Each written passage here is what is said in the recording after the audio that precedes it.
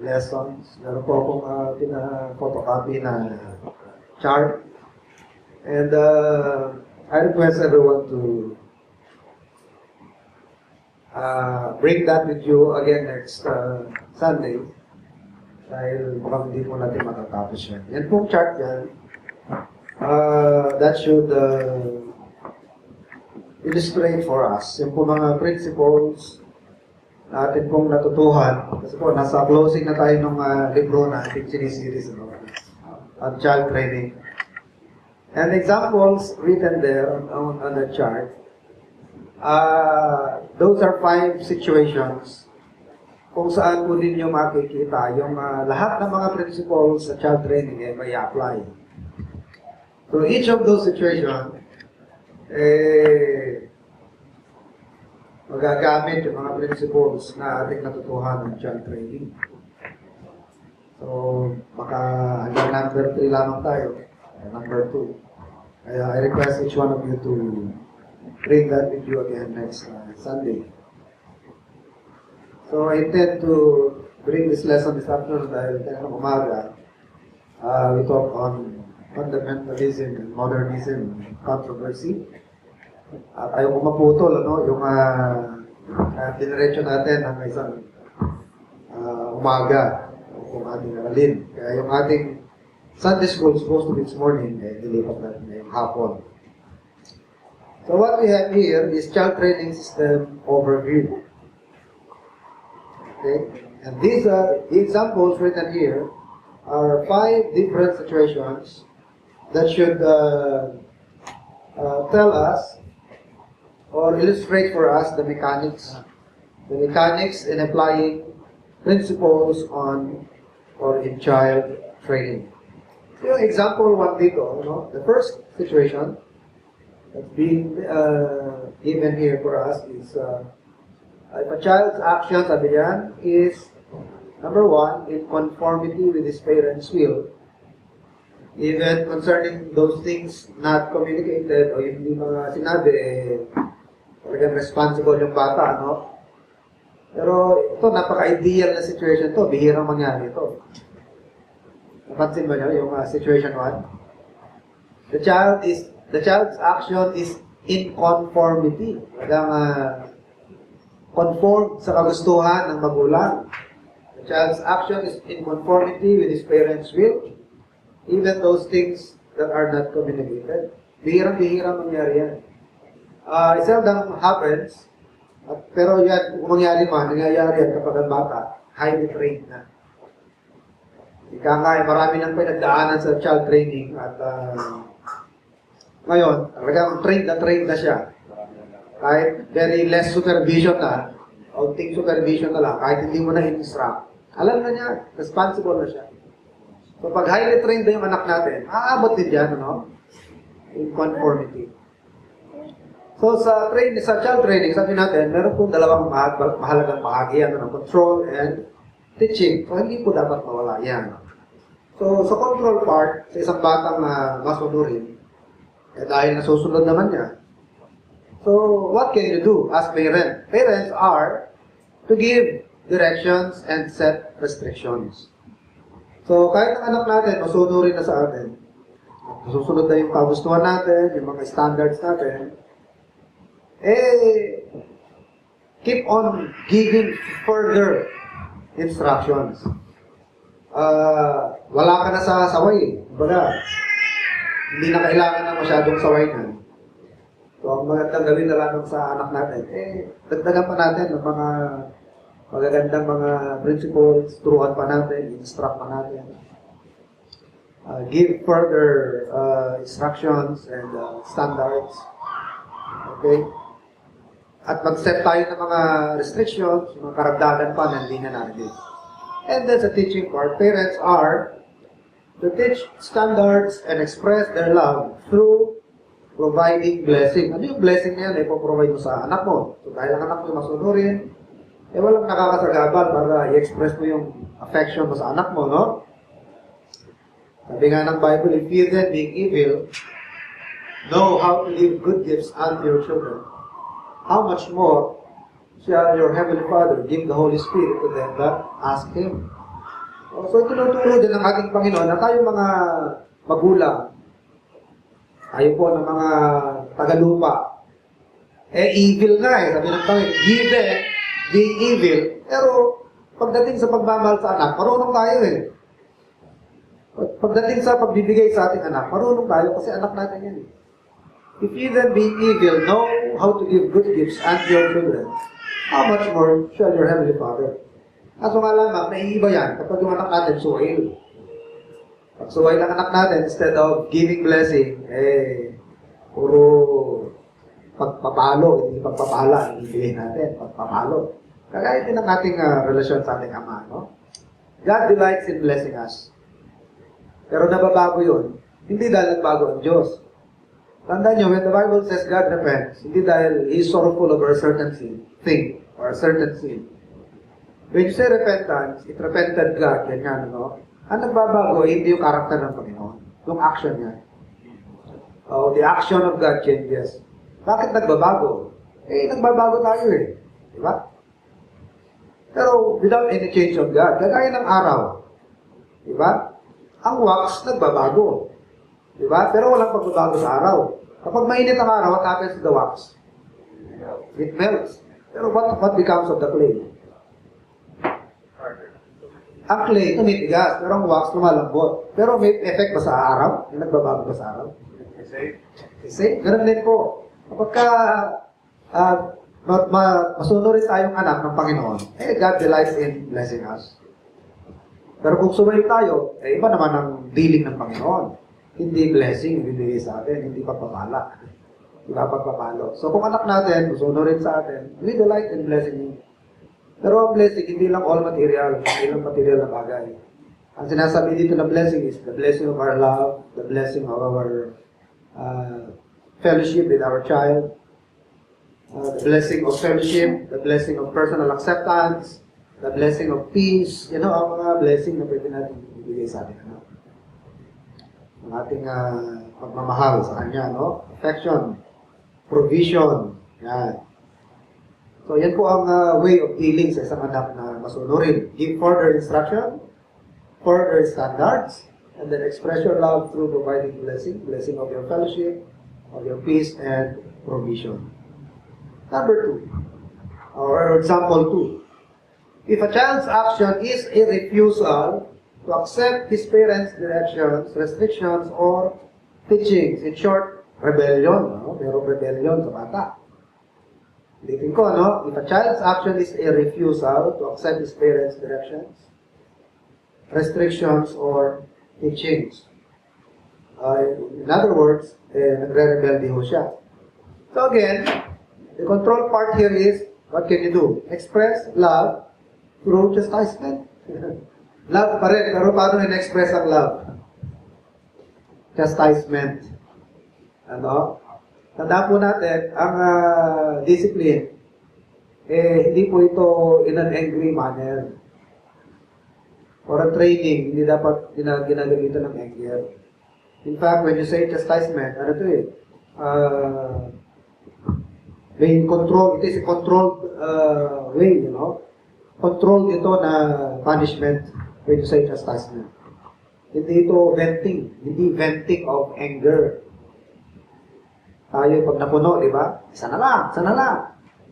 Di ba, ganyan tayo, tapos pag napuno, ano na lang mahawakan, and then you call that discipline. Hindi yung discipline yan. Pag sinabi natin discipline or training, controlled. Walang kinalaman ng anger. Walang kinalaman ng vengeance. O hindi rin involved dito yung frustration natin. Doon natin ibubuhos. Frustrated ka sa trabaho, frustrated ka sa negosyo, frustrated ka sa ibang tao, napapagbalingan, anak. Hindi ho yun ang training, So, madisiplina itong sinasabing chastisement. And then the teaching part is rebuke. So, tuwing kailan ba nangyayari itong example 2, na ang bata, nagre-rebelde sa ating instruction. Ito po yung nangyayari. Kapag for the first time, magsisimula kang magtuturo ng training sa bata. Kunyari, hindi nyo pa alam itong child training. Ang way ng training natin sa mga anak natin ay yung dati natin alam na Pag napuno. Pag napuno lang, tsaka lang magsisimulang mamalo. Hanggat kaya, kahit may nakikita maling ginagawa, patakbo-takbo yan, kahit na kung sino-sinong nasasaktan, binubuli, o kahit anong masira, okay lang sa atin, hanggat hindi tayo galit, pero pag napuno tayo kung ano lang mahawakan, maipalo o maibato sa bata. Kunyari, yun lang ang alam natin dati. Ngayon, natuto na tayo. At ngayon, gusto mo nang i-apply. So, karaniwan, dito po nangyayari yan. Ang bata, nagre-rebelde. Kasi, hindi sila sanay eh. Hindi sila sanay na may standard. Ano? So, for the first timers, magsisimulang i-apply ito, makaka-encounter kayo ng ganyan. Okay? So, this situation may occur, hindi lamang ito for dun sa first time na mag-impose ka na ng training sa bahay o sa mga bata, mangyayari din ito during the intervals. Anong intervals? Yung nasimulan mo na, upon your start of the training, nakakasunod siya. Pero meron din mga pagkakataon na nakakalabag siya. Yan yung sinasabing interval. Ano? In between. Wala nung nagsimula ka mag-train hanggang sa ongoing process yan. Nagano yan. Nagkakaroon ng interval yan. Ano? Minsan susunod, minsan hindi. Wala nangyayari sa anak natin yan. Kapag fresh pa sa isip yung sakit, fresh pa yung pagkabalo sa kanya, ano yan? Sunurin pa yan. Pero kapag tumagal-tagalan ng konti, medyo gusto mo na naman ma-break away niya, no? Gusto na naman kumawala. Yan ang sinasabi na at interval, nangyayari po yan. So the situation may also occur at intervals during a child's growth as he occasionally attempts to break away from parental control. A child who openly refuses to accept his parents' directions, restrictions, or teaching has little fear of judgment, and obviously has insufficient respect for the authority of his parents. So when a child, ulitin ko openly refuses to accept parental direction, ang bata talagang sinasadya niya, sabi niya, ayoko sumunod. Lalaro ako kung gusto ko, pupunta ako kung gusto ko, uwi ako kung kailan ko gusto ko Ibig sabihin niya, it tells us something, and what is being communicated to us by such an attitude is, he has what? Little fear.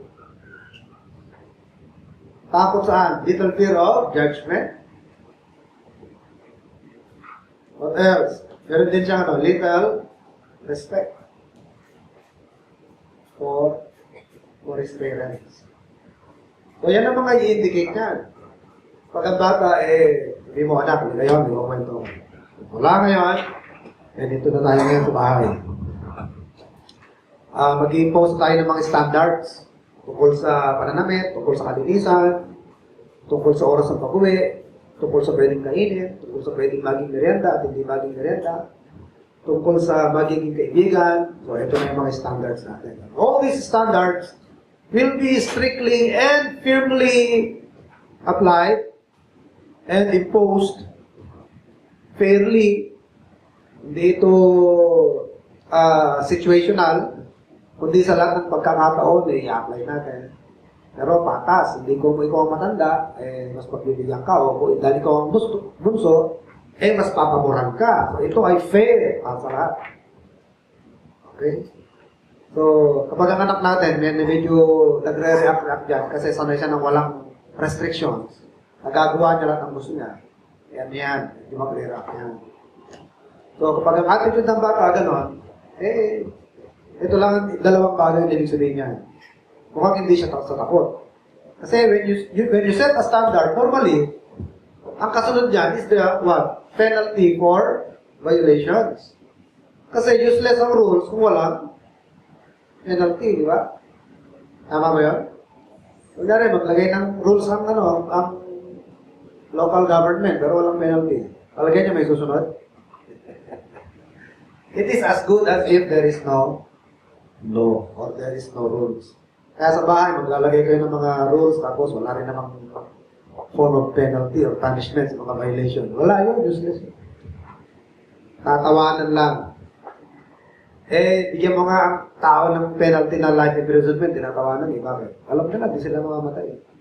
Diba? Kung gumawa na lang ng krimen, gano'n na lang, heinous crimes. Saka karaniwan kapag influential yung tao, alam naman nila, hindi naman natitiin eh. At most, saan na pupunta? Hospital arrest. Doon na lang kalimitan na pinauwian. Pero, kung meron lang talaga gipin ng batas, ano? At i-apply evenly or fairly, whether rich or poor, maganda sana. Ang kulang sa atin, gipin.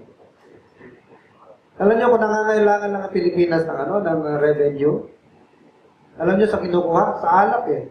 Tataasan yung tax sa alak, mga sin tax. Actually, maraming pwedeng panggalingan ng na wag mong illegalize yung mga sin product na yan. Kukuha ng malaking tax, makatwiran mo nagbibigay naman ng revenue. Actually, marami pwedeng panggalingan ng revenue. Hindi mo kailangang daan. Sin nga yan eh. Sin product. No? Kaya may naisip pa kayo kung paano pwede magkaroon ng revenue magkano? Yung bigyan ng penalty yung mga nagtatapon ng basura. No? Malaking revenue kaya yan. Kaya nga Singapore, yumaman, di ba? Tinawag yan na, fine city. Bakit fine? Magandang syudad? Hindi mo. Bawat kilos mo, bawat mali ay meron. Lumura ka, 500 Singapore dollars. Magdikit ka lang ng chewing gum, kakain mo, ganyan mo. Ang linis ng Singapore. Diba? Bibili ka ng sigarilyo, pagka mahal-mahal. Talagang Pero napakalinis. Bakit? Meron silang ngipin. May ngipin ng batas nila. Talagang ini-impose nila. Talaga kung may ngipin lang ang gobyerno natin. Ang linis ng Pilipinas. Sino ka naman papayag na dahil sa tapo ka lang ng balat ng max na candy, makabayaran ka ng 500? Paano kung walang pabayad? Tayo pa rin magpapakain yan sa bilang buwan. Kung tayo pabayag, community service ka. Diba? During martial law time, pero community service, sige, mag-street sweeper ka, 1 week, wala ka pang fine eh. Tingnan pala kung may uulit. Diba? So, useless ang rules pag walang penalty. So, when you start to do that at home, mga anak, mula ngayon meron tayong gagawin dito sa bahay, magseset tayo ng mga rules. Sa oras ng uwi, ano pwede kainin, sino pwede maging kaibigan, personal grooming, kung sa damit ninyo, meron tayong rules. At sa lahat ng magbabiolate, ito ang gagawin. And this will be fairly and firmly imposed. So, yung mga anak natin hindi sanay yan, sa una mag-relap yan. No? Pero, papaliwanag natin na ito'y ginagawa dahil sa pag-ibig, dahil sa kaayusan. Kaya mayroong penalty, dahil din sa pagmamahal. Kung ano man yung gagawin sa bata, dahil pa rin yan sa pagmamahal. So, ang bata nga na mag-react yan, either na walang takot sa penalty, o walang takot sa kanyang magulang. So, yan, medyo critical yan. Kailangan po ma-instill sa bata ang takot, ang respect sa kanilang respect ng kanilang mga anak sa kanilang bilang magulang. Okay? So, both respect for parental authority and a proper fear of judgment must be established by the parents when this condition exists. Example, parents with a boy and a girl, ayun, explain that from now on, standards will be fairly and firmly set. And that the children's immediate obedience will be expected. They also explain that rebellion, and what they will do about it. Ano ba yung rebellion? Pag hindi sumunod. Sinasadyang hindi sumunod. At anong gagawin ng magulang when there is rebellion? Parents also explain and assure that the children that their love is the motivation for properly training them. So, kaya natin ginagawa ito, not just for the order in the family, kundi dahil din sa pagmamahal sa anak. So, after the meeting, mga example lang ito Kunyari, after ng meeting ninyo, after sitting down with your kids, and telling them about the procedure, ito na, meron ng gustong tumesting yan. So, mga hypothetical ito, no? Maaaring sa anak natin, meron gustong challenge. Tingnan ko nga, gaano ka,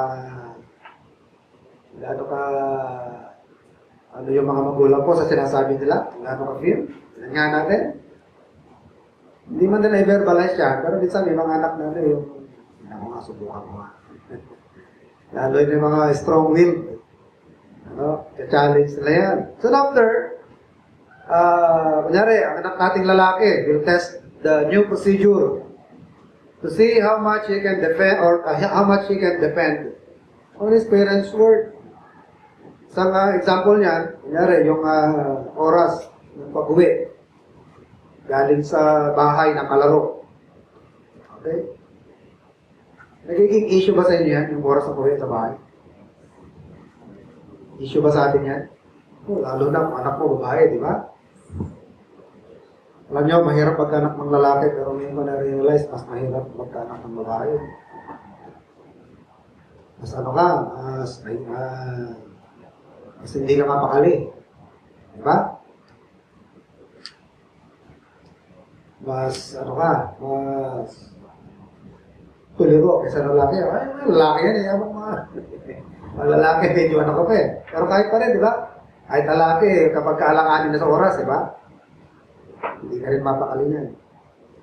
So, kunyari, pinag-usapan din yung oras ako eh. Anak, you can go to your friend's house, pero 1 hour lang. 1 hour. 1 oras na. It's 4. O, ibig sabihin, 5 o'clock, nandito ka na. O, ngayon, umuwi ng 5:01. O, realistic. Kunyari, mga 5:30. Napasarap ng laro. Napasarap ng PSP. So, ano mga yan? Magulang, anong usapan natin? Siyempre, nag-set na ni standard, di ba? So, siguro, sa una, pwede siguro, sa una, trial lang. O, sige, masusunod, nag-violate ko ulit, alam ko na kasunod niya. Weeping, wrath of correction. Pero minsan, may mga bata na talagang, ayaw nila magpasakot. Kaya sabi, gaya ng example dito, Mother tells him what time to come home from a friend's house. And then he argues. Nakikipag-argue pa yan. Minsan, meron mga bata na magaling sa argument. Alala ko yung Pastor Kiner, sa langit na. Okay, nasa langit na. Nasa langit na, Pastor Kiner. Madalas ron yung mapaiyak yung nanay niya sa argumento. Hindi siya kaya ng nanay niya sa argumento. So, isang part niya natatawa dahil nanalo siya parang sa argumento. Pero isang part din niya, umiiyak na, nakapaluha na yung nanay niya. Okay. So, meron ganyan. Ang tayo mga anak na, akala mo mga bugato. Ang gagaling. Daming mga argumento. At si kuya, ganyan, At si ate, at sila, hindi mo pinapalo, at ako lang. Diba? Dami nilang mga So, hindi tayo dapat papa-intimidate sa ganon. And that should not restrain us. So, makikipag-argue yan. What else? He will claim that the mother is not fair or refuse to accept the instruction. So, karaniwan, ano naman po ang naging reaction ng mother? Pag ganyan ng anak mo nakikipagtalo na sa'yo. Ina-justify yung sarili niya. Either the mother will get frustrated, di ba? At pagka na-frustrate ang magulang, maaaring na lang. Bahala ka na ka sa buhay mo. Pag nagsalita ka na ng ganyan, sino na nanalo?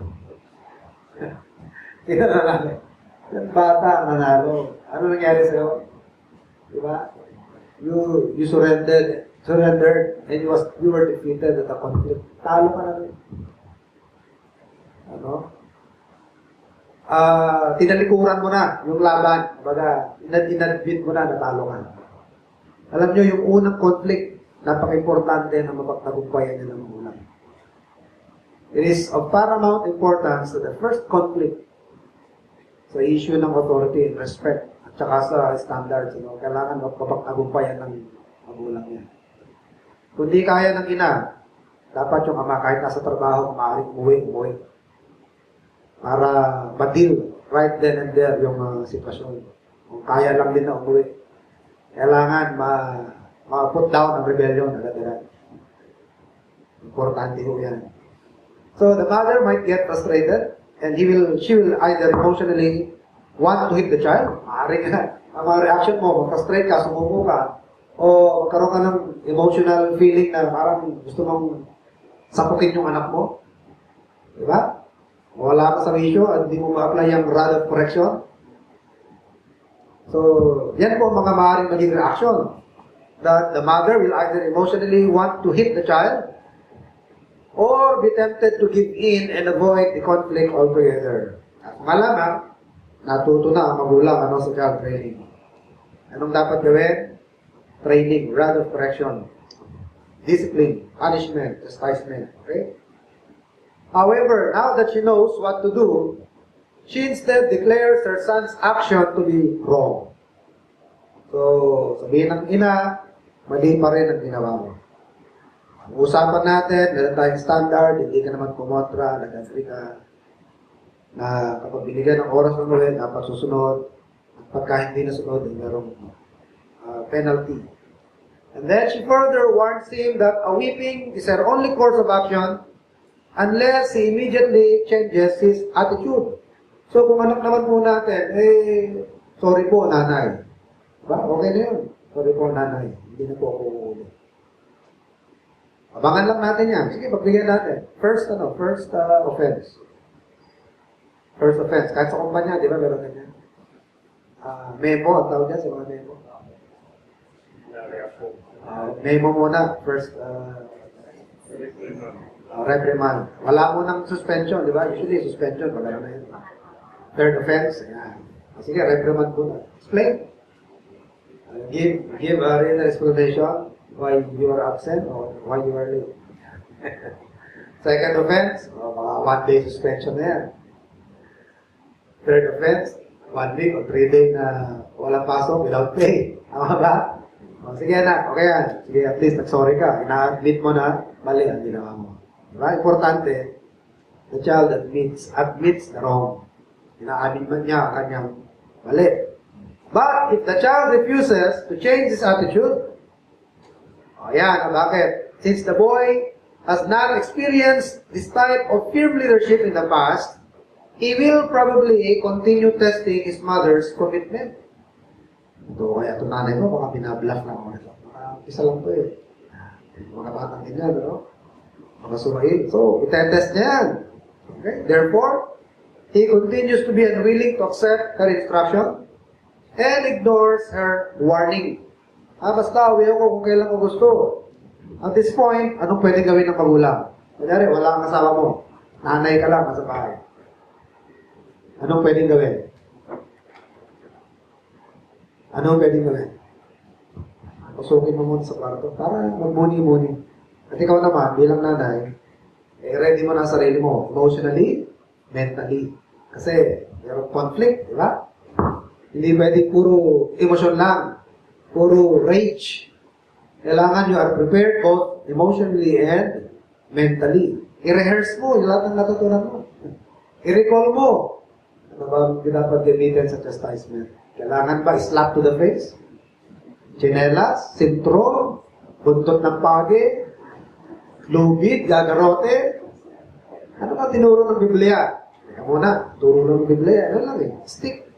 Kailangan may bitbit ako stick. Diba? So yun, pasukin ng bata sa kwarto while the mother prays. Magpanalangin ka rin, and prepare yourself both mentally and emotionally. Review whatever you have learned. Okay, prepare yourself. Now, pray for strength. Pray to God for strength. Then, pagpasok mo, ayun, bit-bit ka na. Ano yung bata? Magugulat, Ang bira itong nanay ko. She really means business. Wala ganito dati, Walang ganito dati, Diba? May pamalo na ngayon. Diba? So, may mga bata na kapag nakakita ng pamalo, ano na yan? My mother really means business. Surrender na ako. Pero minsan, may mga bata na hindi pa rin. Pero mga bata na strong will. Sabihin niya, baka binabluff na ako na yun. Wala, ano ko rin yan. Hindi ako marunong manakit sa akin yun. Alam ako yan. Hanggang salita lang yan. Di ba usually, sino rin yung naka-experience na yung asawa nyo yung sabihin eh, yung nanay sabihin eh. So, una ako, ikaw na nga magkano dyan, nakikinig sa akin yan. Kahit anong sabihin ko eh. Pero pag tatay, isang salita lang, nakikinig. Tapos magugulat yung nanay, bakit ganun? Pag ako nagsasalita, kahit sumisigaw na, hindi nakikinig. Pero pag ikaw nakikinig, naka-experience na kayo ng ganyan sa bahay eh. Pag yung nanay, kahit lawit na yung dila, kasi sigaw, wala, parang walang naririnig. Pero yung tatay, tingin pa lang, o sutsut pa lang, sumusunod na. Alam niyo po ang naging dahilan nun? Kapag yung nanay, hanggang salita nga lang, dapat, when you really mean business, pag sinabi mo mamalo ka, kasi ang bata, natatansya nila yun. Kasi ang nanay ko, magkasalita lang yan. Hindi naman nananakit yun. Kaya lawit na dila mo, wala, tigilap sila. Pero pag sila nakatikim sa tatay, di ba? Kaya alam nila na kapag tatay na mag-eksena, makakatikim sila. Hihiring pa rin, ano? Mukhang may karanasan kasi sa. Depende rin sa tatay. O, yan. Kailangan, pagka may usapang gano'n, talagang gawin. Huwag mo, di ba sabi ng Bible, huwag mong iurong ang pamalo. Ang nag-uurong ng pamalo sa kanyang anak ay napopuot sa kanya. Ngunit ang umiibig sa kanyang anak ay namamalo paminsan-minsan. He that spareth the rod hateth his son, but whoso loveth his child chasteneth him betimes. Yung betimes dyan, hindi lamang paminsan-minsan ang ibig sabihin niya. It also means early. Early in life. Sabihin, it's never too young for a child to be, or to receive whipping, no? It's never too early. Iyan naman yan sa edad. Kapag ka, ano pa, mga 6-month-old, gamitan mo pa rin ng rod, pero ang rod mo, ting-ting. Ikaw, makulit ka. Kapag ka nagdadayapir, dapat steady ka lang. Kapag ka dinadayapir, nakita mo yung stick, alam na yan, behave na yan. Diba? May stick, ganyan-ganyan ka. Oh. Chasteneth him betimes, mean early. Okay? So, nangyayari nga kasi dahil ang nanay, malambot ang puso. Hindi makapamalo, puro salita. Kaya yung bata, nasanay na hanggang salita lang ang nanay. Kaso nga, pagka ganyan parati ang sitwasyon mga kapatid, merong danger yan. Kasi, sino bang parating kasama sa bahay? Diba? Kailangan ang mother capable of putting down rebellion. Mother should be capable of addressing difficult situations sa pamilya. Kahit na wala ang tatay, dahil most of the time, ang tatay, wala, nasa trabaho. Eh, meron na nangyayari, nagkakagulo na, itay mo ba na dumating ang asawa mo? Tsaka napakahirap, be fair naman sa asawa niyong lalaki. Napakahirap, yung tatay, yung asawa mo, itay mo siya yung magdisiplina na, hindi naman siya personally involved. Pero kapag pinagawa, na hindi naman alam ng asawa mo, tapos siya ang sasabihin mo na mag-deal dahil hindi sinunod ang sinabi mo na personally, wala naman siya doon. Diba? So, mahirap on the part of the father to do that. So, ang pwede lang magawa ng tatay, iset ang standard na, kung wala ako, dapat nakikinig kayo sa nanay niyo. So, yung authority ng tatay, pwede niyang transfer sa nanay, na parang yung tatay na rin yung nandoon, na pag hindi sila susunod sa nanay, yun din ang gagawin ng tatay. Kaya lahat ng sasabihin ng nanay, dapat pakikinggan. And ang nanay, talaga mamamalo kapag hindi sila sa Diyos. So, yun lang ang pwede magawa. Although the father can also apply discipline like chastising, even in his absence, pero medyo mahirap nga yan. Mahirap. Kung sino yung nakasaksi, kung sino yung nandoon, talagang sige, dapat na siya yung magdideal. Okay? So, sa mga sitwasyon, na ganyan, ang nanay papasok sa kwarto, may dala ng pamalo. May mga bata na agad-agad, susuko na yan, aamin na yan, at makikinig na yan. Okay? So she informs him that he can end the weeping whenever he chooses by declaring his willingness to follow her instructions, both now and in the future. So, ang nanay may dalang pamalo at napaluin na niya kasi matigas ang ulo eh. Napaluin na niya. Kailan titigilan ng palo? Kapag yung bata nagsasabi na, okay na po, tama na po, makikinig na po ako. Susunod na po. Pero agad hindi nagsasabi yan. Sige, palo lang. Ano, susunod ka ba? Susunod sa ulitin? Ulit ka pa ba? Pag ayaw ulit, sige, palo lang. Kapag sumigaw sa iyong hindi, tumigil ka na. Stop, lumabas ka muna. And wait for the next round. Sige po, sige. Nagantay ka lang ha. Tawagan ko tatay mo. Bahala yung tatay mo sa'yo. Pero ikaw, meron pa next round to. Huwag kang lalabas. Huwag kang susuko. Pagka matigas ang anak mo, talagang hindi iiyak sa palo, at hindi pa rin daw siya makikinig sa'yo. Aba, lumabas ka lang ng konti, magpahinga ka, pero re-rest back ka na naman. And next round pa yan. Tuloy lang, tuloy. Sabi ng Bible, you will not kill him. Ang bata, hindi mamamatay sa stick. Kaya nga, stick ang sinasabi ng Bible. It will produce stripes, pero surface lang yan. Sabi ng Bible, yan ang mag-aalis sa foolishness.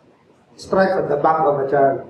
Rod of correction shall drive it away. Foolishness is bound in the heart of a child. Hindi yan magpuproduce ng permanent damage. Ano lang yan? Surface lang yan. Ano? Eventually, mawawala din yan. Pero ang magiging resulta niyan, napakaganda sa bata. Ngayon, kapag talaga ang bata, medyo malaki na, no? At hindi makikinig sa nanay, hindi rin makikinig sa tatay, tinatawanan din ng chastisement, palagay niyo, ano pwede gawin? Elder Gilbert. Pag si Arlen sabihin, ako makinig sa'yo, lolo. Kananay niya, ayaw din makinig. Aba, ayaw mo na pala magpasakop sa amin? O sige, lumabas ka na sa bahay na ito. Para wala na nakakasakop sa'yo. Magsarili ka na. Sarili na buhay. Eh, ano? Malis. Diba? Alam niyo ba na may gumawa niyan? True story. Meron silang anak na hindi talaga nila mapasuko. So, hinayaan nila. Hanggang sa nung una, dahil hindi na siya umuwi, hindi nila tinatanggap sa bahay. Napapakulong. Gumagawa ng mga petty crimes, nanakaw na ng pagkain, nanakaw na ng pera. Ngayon, yung mga kaibigan, pinapasundo sa magulang, nakakulong sila doon, nagpapabail. Oo, binabail nila. Pero nung mga sumunod, hindi na nila binabail. Alam niyo kung saan tumira yung bata? Saan ayaw magpasakot sa magulang? Sa substation, sa mga ilalim ng tulay, sa ilalim ng LRT, mga ganyan. Doon na lang siya nakatira. Hanggang sa baksak sa isip ng bata, mahirap pa lang ganito. Mahirap pa lang itong ganito. So, sabi ko nga, there is always hope. Kapag ang bata, sa tingin natin, wala nang pag-asa para sa atin. Sa Diyos, walang imposible. Yung mga hindi niya matututunan sa atin, ang Diyos na magdidil sa Kanya, patututunan pa rin yun. Kaso nga lamang, hindi na sa easy way. He will learn lessons of life, life's lesson the hard way. Mahirap na pamamaraan. Kasi ang easy way, kagaya na to, instruction, yan ang easy way. Pero yung hard way, yan yung experience, di ba? Kaya kasabihan na experience is the best teacher, I beg to disagree. Kasi, mahal mag-tuition ng experience. Magastos ang tuition dito. Samantalang easy way, walang tuition yan, makikinig ka lang, di ba? So still, the Holy Spirit is the best teacher. Hindi experience is the best teacher. The best teacher is the Holy Spirit. You listen to the instruction. Hear, listen. Sabi ng Proverbs 1. Because you refuse to hear my instruction, then will I laugh when your calamity cometh upon you. Because you would none of my reproof, ayaw nyo ng aking reproof, ayaw nyo ng aking saway, kapag dumating ang kalamidad sa inyong buhay, diba? You will be filled with the fruit of your own evil devices. Yung mga maling bagay na ginawa ninyo, babalik, bubuelta sa inyo yan. Then you will call me early, but I will not listen to you, sabi ng Panginoon. Tatawanan ko kayo, sabi ng Diyos. You read Proverbs chapter 1, ano nyo, sa last part ng Proverbs chapter 1. Ayaw nyo makinig sa plain instruction? Kapag dumating na ang kalamidad sa inyong buhay, bubuelta na ang mga bunga na pinagagawa ninyo. Tatawanan ko kayo, sabi ng Panginoon. Hanapin niyo ako ng maaga, hindi niyo ako masusumbungan. Ayaw niyo makinig, papakita ko sa inyo ang resulta ng inyong mga kagagawan. So, the best teacher is the Holy Spirit by instruction, heeding His instructions. Pero kung di natin ito matututunan the easy way, God can still teach us His lessons the hard way. But this time, ang magtuturo sa atin, experience na. At mahal ang manigil ng tuition niya. Mahal. So, yung kinukwento ko sa inyo, ilang buwan nasa kali siya, nakatira. And then eventually, sabi niya, sa testimony niya, na-realize ko na napakahirap ng ganitong kalagayan. So, umuwi siya, parang prodigal son, umuwi siya. I will rise up and go home. Tapos, pag-uwi niya, hingi siya ng tawad sa kanyang mga magulang. Tinanggap siya. Pero this time, nabago na siya. Tapos, pumasok siya sa military. Lalo siya naging disiplinado. At naging kapakipakinabang na mamamayan. Doon po nagtapos ang kanyang rebellion sa kanilang tahanan. Kaya kung meron tayong anak na, actually, kung i-apply natin ng biblical way, sabi ng Bible, pwedeng stone to death yan. Di ba? Alam niyo ba yun, sa Old Testament, pinababato ang anak na matigas ang ulo? Isusumbong yan sa mga elders ng city. Itong aking anak, ito ay matakaw na tamad. Gano'n nyo, no? Itong aking anak na ito ay matakaw na tamad at ayaw makinig sa aming sinasabi. At magulang ang magtetestify niyan and the elders, sisintensya niyan, sige, stone to death. Stone to death yan. Meron yan sa Old Testament, di ba? Meron yan. Basta nyo ba yan? Itong aming anak ay matakaw na tamad. At ayaw makinig sa aming mga sinasabi. Ipababato yan, yung mamatay. Okay? So, dahil ang nanay, siya yung karanimitang nasa bahay, kailangan marunong siya mag-handle. Huwag nang aantayin yung asawa niya dahil sila yung parating nasa bahay. Sila yung parating kasama. Okay? So, the boy will probably change his mind and gain a new respect for his mother and her work. Dahil may dala ng whip, may dala ng rod, no? However, if a child is a strong-willed one and thinks he can bluff her into believing that she cannot win, he may try to hold out. Meron bata na medyo matigas ang ulo, strong-willed, sa loob-loob niya. Kunyari lang ito nanay ko, hindi manana ito. So, tetestingin pa niya, subukan pa niya further ang kanyang nanay. So, as soon as the mother realizes that he is going to be obstinate, she can stop the weeping and tell him to consider his rebellion while she calls his father. Sige. Naka muna, pagaging ko tatay mo. So while the boy remains in his room, his mother calls the father for moral support and advice. And it may even be necessary on the first major conflict for the father to come home and put down his son's rebellion decisively. Kailangan mapagtagumpayan yan ng mga magulang. Kung kailangan umuwi, ang tatay, kahit nasa trabaho kung maaari lang, kailangan yung unang-unang conflict na yan, magpapatagumpayan niya ng magulang. Ilagay sa tamang posisyon ng magulang kung sino ang nasa authority. Alam niyo nangyayari ngayon sa maraming tahanan, kung sino ang boss? Yung little rascals. Ito ba yun? Ang naghahari-harihan sa bata sa bahay, the little rascal. Pag nag-tantrum sa'yo, sige na nga, ano ba yung sinasay mo, gusto mo? Di ba? Pag nag-tantrum siya, wala na, no? Yan ang nagiging boss sa bahay. So na yung nasa trono, no? Subject lahat ang matatanda. Ang ka-sidekick ng bata ay lolo, kaya lola. Tanggal ang mana nyo kapag ilan na yung apo ko.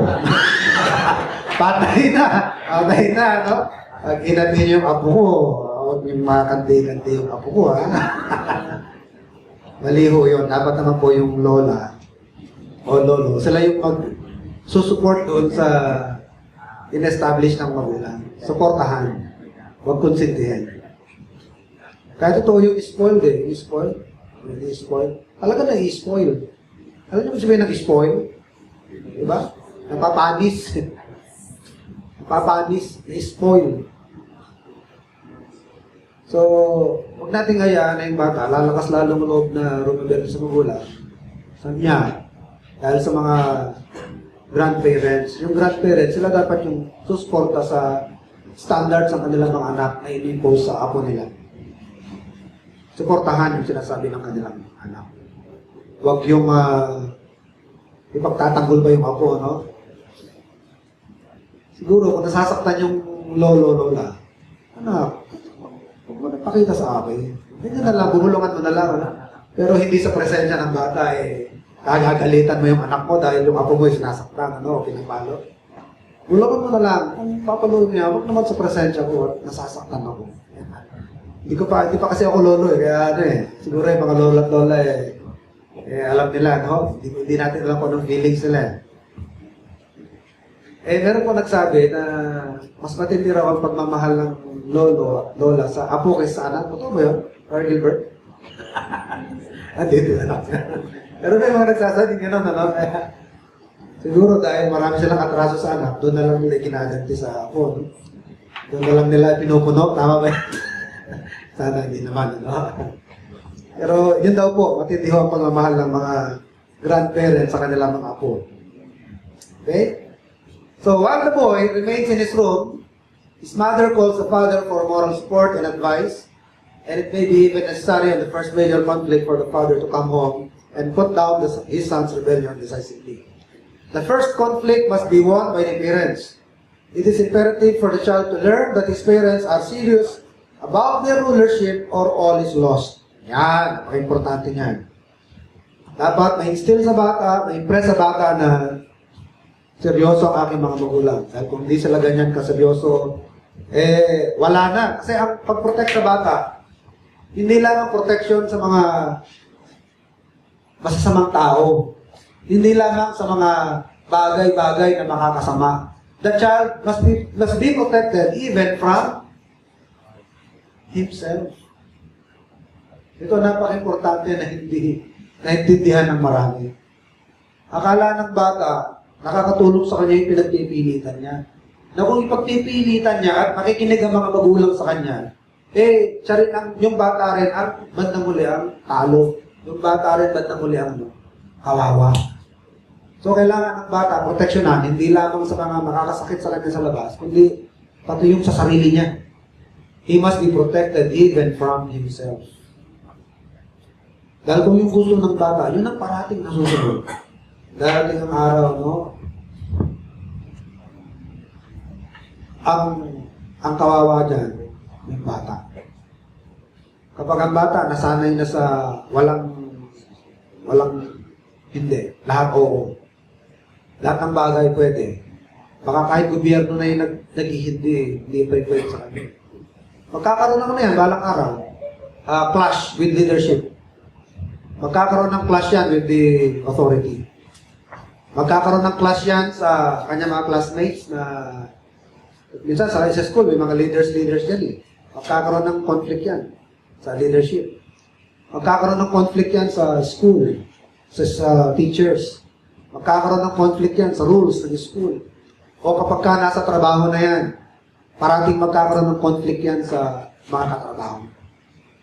And eventually, baka pati sa mga ordinansa ng gobyerno pati yan magkakaroon siya ng conflict yan. Parating hindi pwedeng pagbigyan ng kanyang gusto. Sinabi na nga one way, talagang ipilit pa. Nakikipagtalo pa yan sa enforcer. Alam niyo ako, pag ako na mali, hindi ko na pinaglalaban yan. At ako, hindi rin ako nag-ano kay pastor. Yung iba, ginagamit siya. Ako nahihiya. Kasi baka buweltahan ka Yung pala, pastor ka pala, ba't ka nag-violate? Yung iba naman, ano pa? Para lang makatakas sa dilema, gagamitin nila. Isa nga, pastor ako hindi naman sinasadya, pastor ako. Ako na yan, gano'n, ano? Parang nalilito. Meron akong violation, pakiusapan ko, baka pwede naman pagbigyan niya na ako at this time. Pag hindi, okay lang, sige. Kita niyo. Minsan, nalalaman din nila. Kasi minsan on the way to Patasan, nakalimutan ko, coding pala ako nun. Inara ako ng MMDA, dito kami. Sir, bakit po? Ano yung problema? Coding ako eh. Sakot ako. Nakalimutan ko. To be honest, nakalimutan ko talaga. Ay, sa mga patungo mo, meron akong speaking engagement eh. Ganun ba? Bakit ano ka ba? Pastor ako eh. Meron akong speaking engagement. Ayun. O sige, pastor ka pala eh. Pero, hindi ko sinabing, hindi ako nagpakilala. Siya na yung nag-usisa. So, gano'n, pagka ang bata, nahirati na pagbibigyan sa gusto minsan kahit bawal na, sasana yan ng magpagbungguhan. Eventually, kawawa, kawawa ang bata. So, the first conflict must be won by the parents. Okay? So, if the boy refuses to go to his room, or if his mother cannot physically handle him, the father will definitely need to be the one to bring the child under control. The father can even set the standard, if absolutely necessary, that the boy must obey his mother or he will have to answer directly to him. So yung ganyan, meron mga strong-willed na bata. Dahil ang father, parati namang wala, pwedeng chance yan na yung tatay, iseset ang standard. Ang tinig ng nanay, yan na rin ang tinig ng tatay. Kaya lahat ng sinasabi ng nanay, dapat pinapakinggan. So this provision should only be temporary since a mother needs to be able to handle the day-to-day acts of disobedience and even rebellion on her own.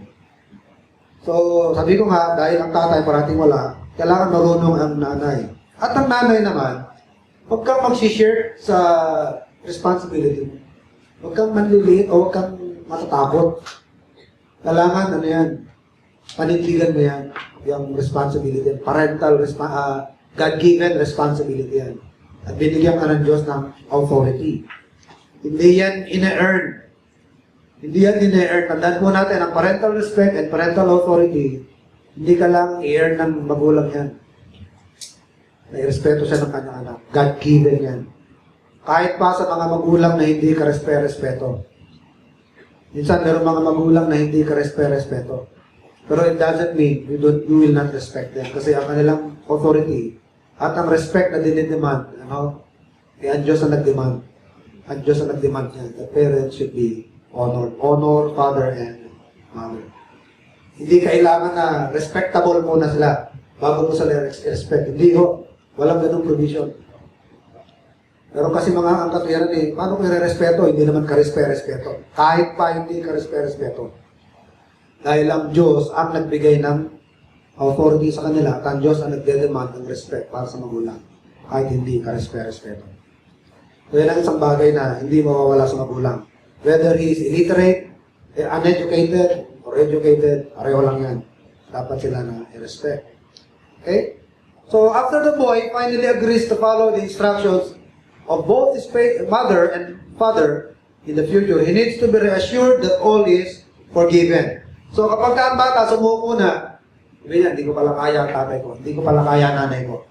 They are serious about this matter. Mag-agree na yan, opo, nagkamali po ako. Concede na siya.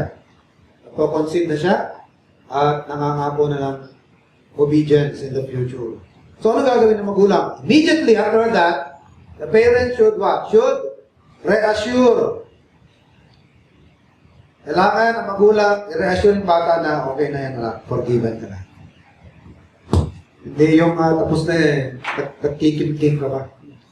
Parating mabagsik pa rin ang mata mo. Parating kang gano'n, ha? Banta pa rin, Sige. Ano yun? I'm watching on you.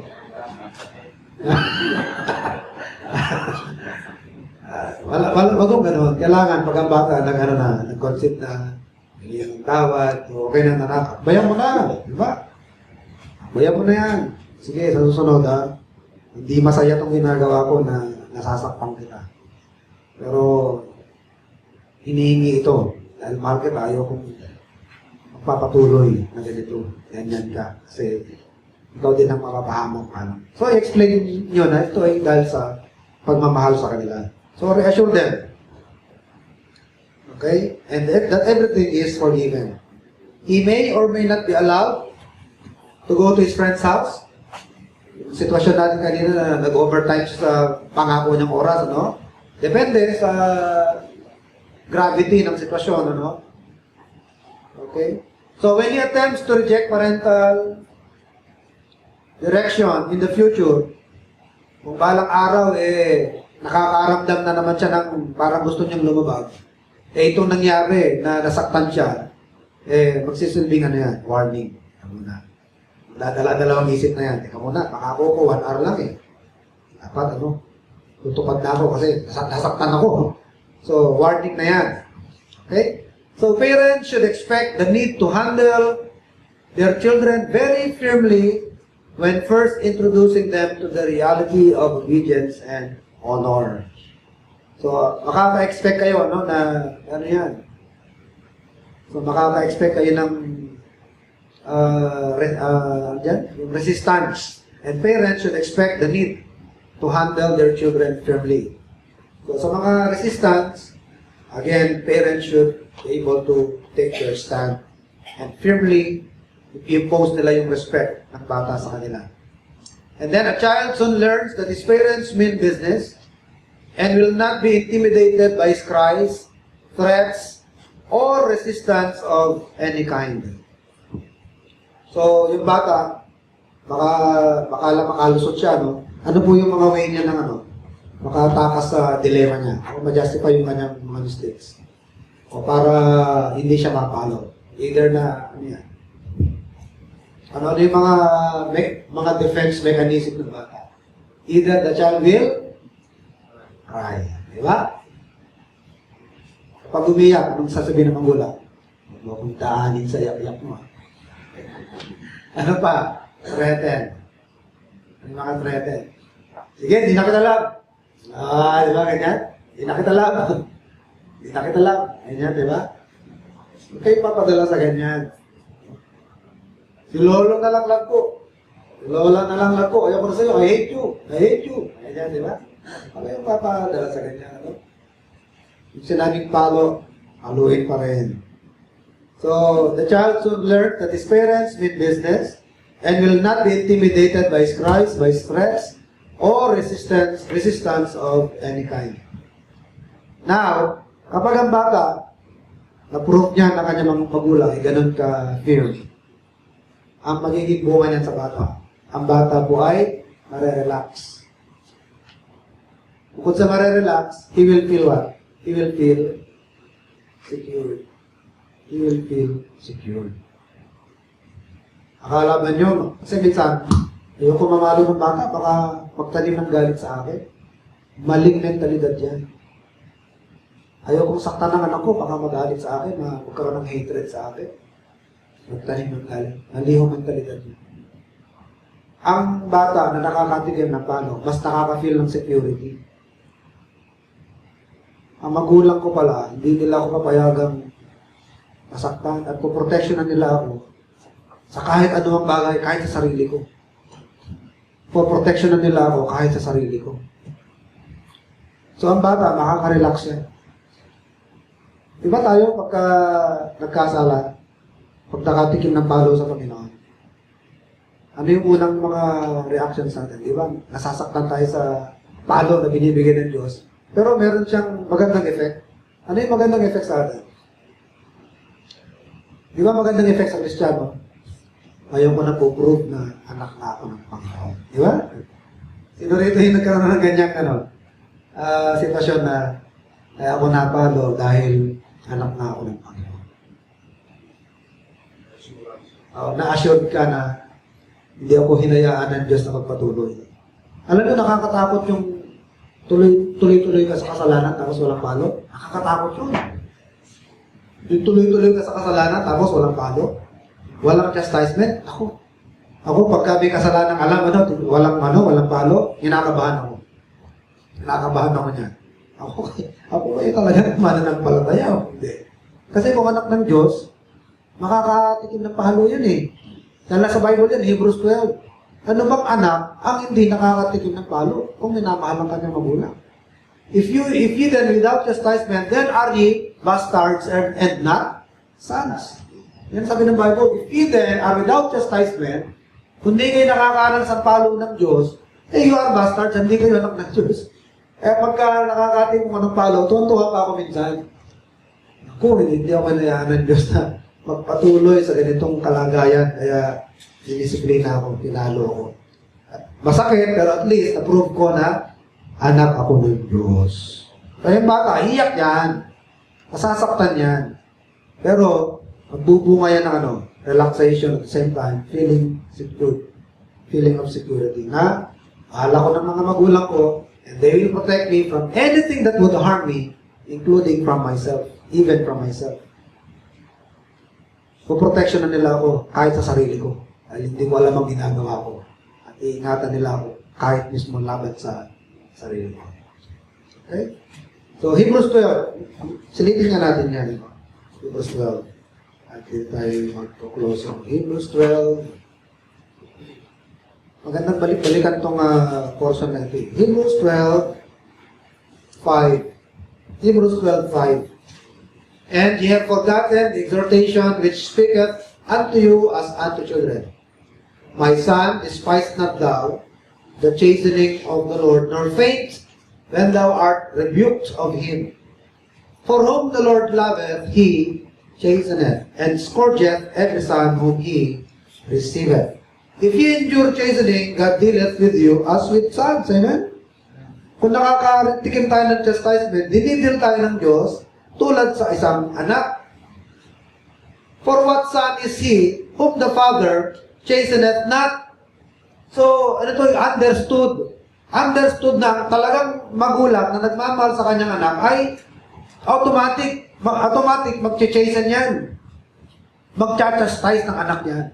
Gagamit yan ng rod of correction. Sabihin, logical yan. Yan ang logical na dapat nangyayari. For what son is he whom the father chasteneth not? But, if ye be without chastisement, whereof all sons are partakers, then are ye bastards and not sons. Kung hindi ka nakakatikim ng chastisement, whereof all sons are partakers. Sige, ang tunay na anak, nakakatikim niya. At ikaw hindi. Isa lang ibig sabihin niyan, hindi ka anak. Wala kang chastening galing sa Panginoon, hindi ka anak ng Panginoon. You are bastards and not sons. 9. Furthermore, we have had fathers of our flesh, which corrected us, and we gave them reverence or respect or fear. Shall we not much rather be in subjection unto the Father of spirits, and live? For they verily for a few days chastened us after their own pleasure, but He for our profit. Yung chastening na yan, for our profit, that we might be partakers of His holiness. 11. Now no chastening for the present seemeth to be joyous. Di ba naman yung tuwan-tuwa pag pinapalo, di ba? Walang pumapalakpak yan. But grievous. Nevertheless, afterward, it yieldeth the peaceable fruit. Yun po ang sinasabi ko. Ang peaceable fruit ng chastisement, yung nakaka-relax ang bata on the fact that his parents love him and they will protect him. At yung isa pang peaceable fruit ay yung feeling secure ng bata na mahal nga siya ng kanyang mga magulang and they will protect him even from himself. And then, ano ba yung peaceable fruit na tinutukoy dyan? Peaceable fruit of righteousness. Ano yung peaceable fruit of righteousness? Titino, ang bata. Titino ang anak ng Panginoon. Ano sabihin ng titino? Aba, ito tuwid-tuwid mo na yung buhay mo. Napalo na nga ako dahil dito, itutuloy ko ba? Diba? So, iiwas ka na sa mali. Itutuwid mo na yung pamumuhay mo. Iaayos mo na yung sarili mo. Iaayos mo na yung pamumuhay mo. Kagaya ng bata, na matapos na mapalo, di ba? Ayun. Hindi na uulit. Hindi takot ng ulit. Diba sabi ko, huwag magbubuli ng kalaro. Anong gagawin pag nambubuli ng kalaro? Maglalaro ka mag-isa. Hindi ka tayo papalaro. Hanggat hindi ka nagbabago. Diba? So kapag ka na-penalize siya, ay, oo nga pala. Sige po, hindi na po ako ang kalaro ko, hindi na ako nananalbahe. Di ba? Naging righteous, peaceable fruit of righteousness. Magiging friendly na siya. Magiging considerate na siya. Hindi na siya maninira ng laruan ng iba. Meron ganun bata eh. Tuwan-tuwa kapag kami umiyak ng laro. Pag napaiyak niya, tuwan-tuwa pa. Kapag ka nasira niya yung laruan ng isang bata eh, tuwan-tuwa siya. Pag kinukuha ayaw ko. Yung bata maliit, hindi maabot yung laruan eh. Kaya ganun-ganun pa. Kung dadamay pa ng iba, sampot. Pagkapasa-pasahan. So they take pleasure in bullying other children. So kapag ka na-chastise, it yielded forth the peaceable fruit of righteousness. So, tuloy muna natin. Meron pa akong tatlong examples dyan. And, actually, yung po mga examples dyan, that should apply the mechanics of the principles in child training. Iba't ibang sitwasyon, maaaring kayo makaka-encounter ng sarili niyong situation na may apply niyo yung principles of child training. So, yung mga sinabi dyan, mga ilang example lang. Sige po, tayo po yung tumayo at tapos tayo sa atin. Heavenly God, salamat po sa maghapon na you have strengthened us physically and mentally. Salamat po, Ama, sa kalakasan ng aming mga katawan, kalusugan. And for the opportunity na muling makabalik, Ama, sa inyong gawain, makapakinig sa inyong salita. Salamat, Ama, despite the bad weather, kami po'y nararito upang patusunod sa inyong kalooban at matuto, Ama, sa inyong mga pangaral. Awat po, Ama, sa aming mga failures, sa aming mga pagkukulang, at tulungan niyo kami, Ama, na i-adjust ang aming mga sarili in alignment to your will and in alignment to your design. May you give us also the wisdom and the perseverance na mag-persist sa mga principles, sa mga na aming pong natutunan. And we pray once more, God, for your protection as we leave this place. May you guide each one of us safely and we reach our homes. And may you protect each one of us sa pagbalik sa kanya-kanyang mga trabaho, mga gawain, lalo na bukas sa loob ng isang linggo. We pray, O God, for those who are not with us, especially those who are sick, na po ang magiging kalakasan, kanilang mga katawan. Kaya ang lahanin naman, pinasasalamatan sa ngalan ng aming Panginoon Jesus. Amen. Dalang hapon po, amen po natin ang bawat sa inyo. Iwan po yung mga choir members.